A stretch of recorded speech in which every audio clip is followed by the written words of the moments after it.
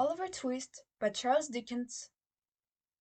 For a long time, Oliver remained motionless in this attitude. The candle was burning low in the socket when he rose to his feet. Having gazed cautiously round him and listened intently, he gently undid the fastenings of the door and looked abroad. It was a cold, dark night. The stars seemed to the boy's eyes farther from the earth than he had ever seen them before.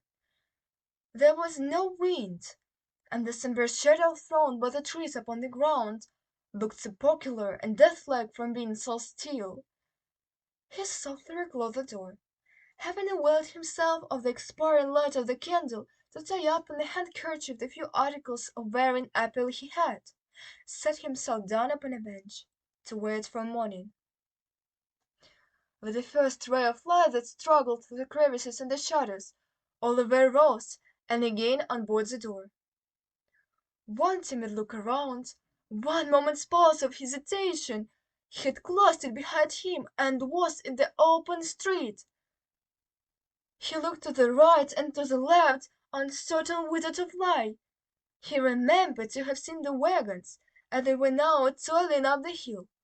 He took the same road, and arriving at a footpath across the fields, which he knew, after some distance, led out again into the road, struck into it, and walked quickly on.